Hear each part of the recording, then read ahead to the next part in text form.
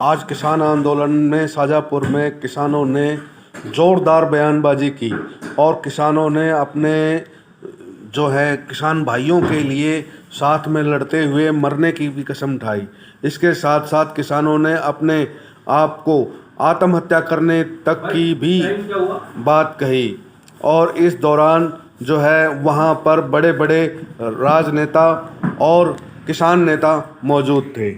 चौधरी साहब से मेरी अपील है कि ये चंद दिन का नशा है जो इसको छोड़ दो, नहीं तो इसका खजामा आपको भुगतना पड़ेगा। ये जो हमारे भाई साहब एमएलए साहब, इनका मैं नाम तो ध्यान में नहीं है, जो इन्होंने त्याग किया है, हम इसको सल्यूट करते हैं, अपने तहे दिल से इनका धन्यवाद करते हैं कि जिसने इतना बड़ा पद छोड़कर हमारे किसानों का साथ दिया है। इसका साथ हम तो देना ही है, भगवान साथ देंगे इनका। सदा ये एमएलए रहेंगे, जब तक जिएंगे तब तक एमएलए रहेंगे। आने वाली नस्लें इनको याद करेंगी जो आज इन्होंने कुर्बानी की है। हम इनका बहुत बहुत धन्यवाद करते हैं। अडानी वानी की कंपनियों में जाएंगे, आपको पता लगेगा कि ये किस भाव बिकती है। भाइयों, ये हमारा सबका साथ ही जरूरी है। ऐसा है भाइयों, मेरी अपील हमारे हरियाणा के डिप्टी सीएम चौधरी साहब से है। हमने आपको बनाया है, आपको अकेले खट्टर ने नहीं बनाया। आपके दादा ताऊ देवीलाल का जो सुनहरा हरियाणा है, उसके बूटे को आप काट रहे हैं। चौधरी साहब, आपका एक छोटा सा त्याग हम सारे किसान आंदोलन का एक बहुत बड़ा सहारा बन सकता है। आप इस पद से त्याग करके हमारे किसानों का साथ दें। जो चौधरी देवीलाल जी के हरियाणा का एक नाम होगा। भाई साहब, आपको अपने पद की छोटी सी आपकी जो चौधर है, ये तो कुछ दिन की है। अगर ये दिन वो नहीं रहे तो ये भी नहीं रहेंगे। इसके हमारी अपील है, भाई साहब आप हमारा साथ दो। अगर हमारे किसानों को आने के लिए जो सबसे ज़्यादा दिक्कत है दिल्ली जाने के लिए, तो सिर्फ हरियाणा सरकार डाल रही है विपदा इसमें। जो हमारे भाई, हम इनका बहुत बहुत धन्यवाद करते हैं कि जो किसान भाई हैं हमारे, जो चुकाला के निवासी हैं, हरियाणा के निवासी हैं, इन्होंने हमारा बहुत सहयोग किया। इन्होंने हमारे सड़कों पर तो रोक लिया, लेकिन इन्होंने हमें बांह पकड़कर खेतों में से निकाल कर आके लाए हैं। जितनी पीठ हमारी हरियाणा में हुई है, इतनी हिंदुस्तान का भविष्य को बर्बाद करने का काम करा। और ये आपका नेतृत्व खत्म करने का। आप लोग देखेंगे बिहार के भाई, ये जो एमएसपी जहाँ लागू है, आज हरियाणा और पंजाब का जो समर्थ किसान है, उत्तर प्रदेश राजस्थान के जो भाई है, ये सर्वदेशी कारण है। हमारे से ज्यादा जमीन है बिहार के भाई। वहाँ धान बिक रहे हैं 1200 रुपये, यहाँ लेना पड़ता है 1850 रुपये। वहाँ कोई खरीदने वाला नहीं है। जो ओपन बाजार की बात कर रहे हैं, ये जो बड़े बड़े गोदाम बना रहे हैं, ये सिर्फ व्यापारी अपने आधा देखता है। उसे दुनियादारी से कोई मतलब नहीं, सरकार किसकी उससे भी कोई संबंध नहीं। उसका सिर्फ एक ही मकसद है, मेरा पैसा कैसे बढ़े। ये कंपनियों का काम है सिर्फ लूटना, किसी भी रूप में है। पिछला रिकॉर्ड उठा के देखे, लेकिन एक बात जरूर ध्यान रखना, जब जनता का शोषण हुआ, किसी ने भी बेईमान नहीं किया। अपने गांव में देखे, कुआड़ में देखे, घर बाजार शहर बाजार में देखे, देश में देखे, जिसने भी बेईमान ने इकट्ठा किया, उसका घोड़ा बनाए पानी लुट गया, उसका घोड़ा बनाए पानी डूबा। इसलिए आज से जरूरी है कि इनसे सावधान। चौधरी छोटू राम ने भी कहा था, अरे घोड़े के साथ दो बात सीख ले, बोलना ले सीख करे, कपड़े को पहचान। हमारे अंदर जो भाईचारा है, इसको मजबूत करें। हम 36 बिरादरी के सुख दुख के अंदर जिस प्रकार हमारी परंपरा पहले थी होती थी, गांव के मेरे गांव की लड़की 150 कोस दूर में थी तो उसको 100 रुपये देकर सकून महसूस करते थे कि हमारी बहन है। आज सारा सौदा इन ताम बिगाड़ दिया, कानून बढ़ा दिए, कहीं शादी करो कहीं जाओ। मेरे बुजुर्गों भाई, ये हमारा सिस्टम नहीं था।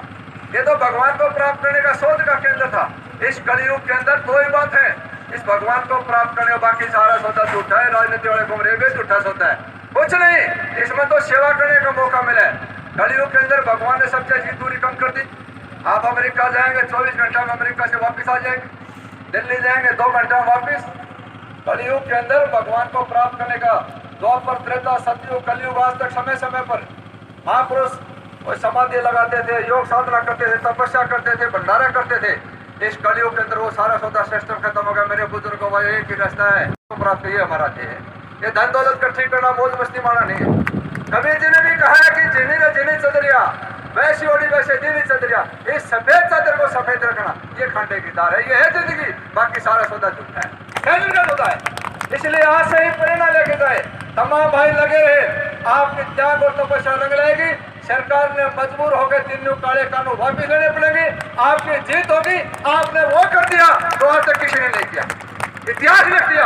आने वाली कौम आपको याद रखेगी। इस कौम को बचाने के लिए, नेतृत्व को बचाने के लिए 2-3 नारे मेरी भाइयों से प्रार्थना है। इतनी जोर से बोलना कि आपकी आवाज दिल्ली के ऊपर की तरफ जाए। जोर से नारे लगाना, किसान एकता, किसान एकता, खाद एकता। का संयुक्त मोर्चा है, उन सभी साथियों का नमस्कार करता हूं, प्रणाम करता हूं। हम वंदे किसानों की बात को रखते हुए भारत माता की जय, एक बार हम नारा लगाएंगे कि भारत माता की जय।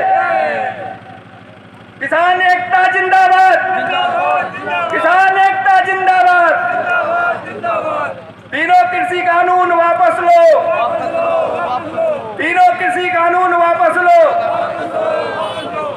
इसी के साथ हम अपने आदरणीय जो हमारे साथ आए हुए और भी वक्ता हैं वो अपनी बातों को रखेंगे।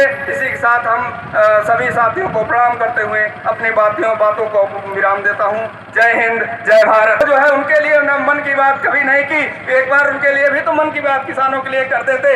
इनकी जो है ये असंवेदनशील रणनीतियां हमें मजबूर करती हैं कि जो है एक किसान आंदोलन जो है हमें आगे की रणनीति को तय करें। किसानों की एक कविता है, कह रहे हैं कि किसानों की आह जो दिल से निकाली जाएगी, क्या समझते हो कि खाली चली जाएगी। किसानों से अब कहाँ वो मुलाकात करते हैं, बस रोज नए नए ख्वाबों की बात करते हैं। मत मारो गोलियों से मुझे, मैं पहले से एक दुखी इंसान हूँ। मेरी मौत की वजह यही है कि मैं पेशे से एक किसान हूँ, मैं पेशे से एक किसान हूँ। यहाँ दूर तक आए हुए जो किसान दूर दराज से आए हैं, प्रदेश के अन्य अन्य कोने से आए हुए हैं, हम उन सभी किसानों का आदर करते हैं, हम उनको नमन करते हैं। उनकी मांगों का समर्थन करते हुए मैं शाहजहांपुर बॉर्डर पर आया हुआ, जौनपुर से आया हुआ मैं अमरेश कुमार यादव शोध छात्र पूर्वांचल विश्वविद्यालय से मैं जो है इन किसान आंदोलन को पूरा समर्थन देता हूं।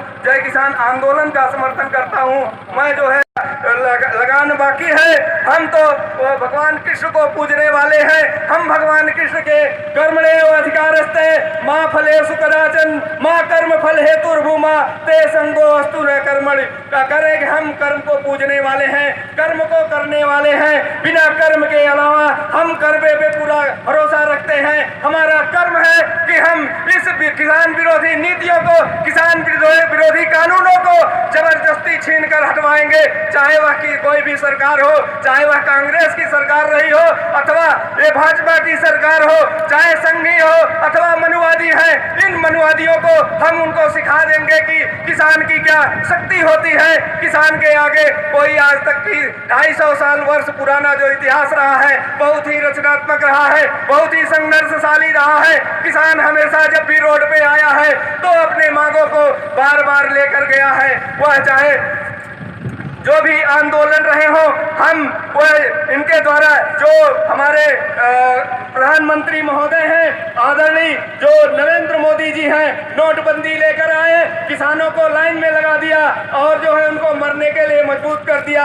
150 किसान हमारे मर गए, 150 गरीब मजदूर मर गए, लेकिन उसने एक भी फूटी कौड़ी उनको नहीं दिया। उनके द्वार पर कभी भी जाकर के नहीं पूछा कि तुम्हारे बच्चे क्या खा रहे हैं, तुम्हारे बच्चे क्या पी रहे हैं। तुम इस गूंगी भरी सरकार को, इस निकम्मी सरकार ने फिर आकर के आगे जीएसटी ले आया, चुनाव में घोषणा कर दिया 15 लाख दे देंगे। हमारे जो रामदेव चाचा हैं, रामदेव ने कहा कि 35 रुपए लीटर पेट्रोल चाहिए अथवा तुमको 70 रुपए, और आज हमें 90 रुपए में पेट्रोल दे रहे हैं। हमारे किसान भाइयों को 500 रुपए का सिगुफा दे दिया, 3 रुपए प्रतिदिन के हिसाब से, जहां की हमको एक टाइम का भोजन नहीं मिल सकता।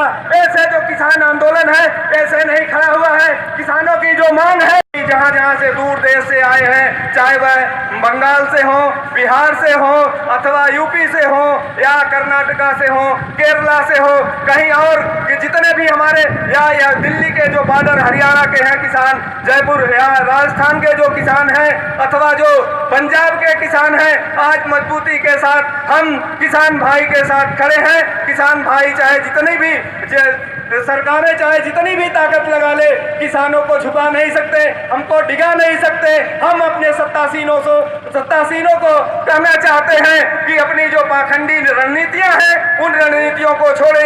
हम स्वतंत्रता आंदोलन को अंग्रेजों से छीन कर लिए हैं। हम तुम्हारी क्या औकात है, तुम चाहे जितना भी कर लो, चाहे से स्वतंत्रता आंदोलन रहा हो, चाहे स्वतंत्रता के बाद का आंदोलन रहा हो, स्वतंत्रता चाहे जेपी नारायण का कृषक आंदोलन रहा हो, उन आंदोलनों को हम सीख चुके हैं, सीख लिए हैं। हम झुकने वाले नहीं हैं, हम डिगने वाले नहीं हैं। पंडित नेहरू हो, चाहे लाल बहादुर शास्त्री रहे हो, उन्होंने हमेशा किसानों के प्रति अपना रचनात्मक रवैया अपनाया, सकारात्मक रुख अपनाया। लेकिन आज की यह निकम्मी सरकार, ये पाखंडी सरकार अपने आप को पता नहीं क्या समझती है कि हमारे किसान भाई 40 दिन करीब 2 महीने से सड़कों पर डटे हुए हैं, बैठे हुए हैं, लेकिन वह पाखंडी सरकार इन कृषि कानूनों को मानने से अपने आप को अलग थलग मान रही है। पता नहीं कि उसको झुकने में, जो झुकना नहीं चाह रही है, उसको झुकने वाले उसको पता होना चाहिए कि जो झुकते नहीं हैं वो टूट जाते हैं। हम कुछ पंक्तियां हैं उसको पढ़ना चाहते हैं कि किसान, जमीन जल चुकी है, जमीन जल चुकी है, आसमान बाकी है, सूखे कुएं तुम्हारा इम्तिहान बाकी है, बरस जाना इस बार वक्त पे हे मेघा, किसी का मकान गिरवी है तो किसी का लगान बाकी है, बरस जाना इस बार वक्त पे हे मेघा। 1200 रुपए ट्रेन का किराया दे के आए, और एक और कहते मोदी जी 2 दिन के लिए लोकल वाली ट्रेन खोल दो, अगर 1 करोड़ लोग किसान दिल्ली ना आ जाए तो हमारी गारंटी है लोकल डब्बे चला दो बस। क्योंकि बहुत सारे किसान हैं, लोकल डब्बे इसलिए नहीं चला रहे कि कहीं वो अनाव शनाव जो है किसान यहाँ ना जाए, इसलिए रिजर्वेशन वाले चला रहे हैं, महंगी टिकट वाले चला रहे हैं। और बहुत बड़ा कर दिया, 10 रुपए वाला जो टिकट था वो 50 रुपए में कर दिया। सारा कुछ ही इन कोरोना काल के अंदर जितना फायदा मोदी ने उठाया है ना, उतना किसी नहीं रहा। अमेरिका और अन्य देशों के अंदर जो काम धंधे बंद हो गए, सबके खाते में जो कमाई करते थे उससे दुगने रुपए डलाए, अभी काम धंधा बंद हो गया। और इसने सबके खाते से दुगने रेट बढ़ा के डीजल के पैसे निकलवाए हैं। अभी ये देखो, मेरे लिए अवसर आ गया, तुम्हारे लिए आपदा आई है। इस संकट काल के अंदर ये 3 बिल लेके आए, उसको पता था भी अब लोग घरों में बंद है, अब बिल ले आओ। लेकिन लोग उसी दिन समझ चुके थे, लोग सोच रहे थे देश में इतनी बड़ी बीमारियां घरों से निकले कैसे, और अब हर आदमी तैयार है। मैं पुनः आपको धन्यवाद देना चाहूंगा कि संयुक्त मोर्चे के अलावा एक शब्द भी ना बोले। भाई साहब सही कह रहे थे, कोई लाल किले पर झंडा फहराना चाहता है, कोई आगे ट्रैक्टरों के वो लगा रहा है। नहीं, जिस दिन ये नौबत आएगी संयुक्त मोर्चा कहेगा हम वो सब कर लेंगे। लेकिन ये तो दुनिया के अंदर एक मिसाल बन चुका है आंदोलन कि बगैर कोई लाठी उठाए इस मोदी की नाक रगड़ा दी किसानों ने, ये इतिहास बनाना है।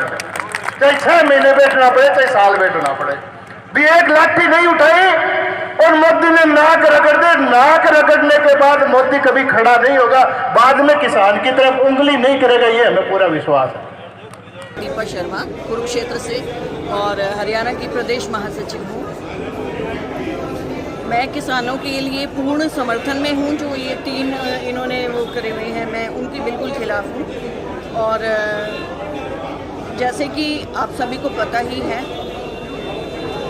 हम हर रोज़ कभी धरनों पे बैठ रहे हैं, कभी कुछ कर रहे हैं, कभी कुछ कर रहे हैं, और हम किसानों की जो है मतलब हेल्प भी कर रहे हैं। लेकिन जो है मोदी सरकार वो किसी को जो है मतलब कुछ नहीं कर पा रही है। हमने जो है किसानों के लिए क्या कुछ नहीं कर दिया। किसान लोग जो ये मतलब उपज उगाते हैं, सब कुछ जो है हमारा जीवन जो है किसानों की वजह से ही चलता है। लेकिन जो है मतलब मोदी सरकार को ये नहीं दिख रहा, तो हम जो है पूर्ण समर्थन में हैं। आज जो है विवेक बंसल जी हमारे यहाँ कुरुक्षेत्र में भी आए हैं और हम किसानों के मुद्दे को ही लेकर जो है विवेक बंसल जी के साथ हैं। हम अपने कांग्रेस पार्टी के साथ हैं, हम किसानों भाइयों के साथ हैं और कांग्रेस पार्टी इस किसानों के लिए पूर्ण हर एक तन मन धन से पूर्ण रूप से सहयोग करती है। आप सभी से अपील की जाती है कि आप हमारे न्यूज़ चैनल को सब्सक्राइब जरूर करें।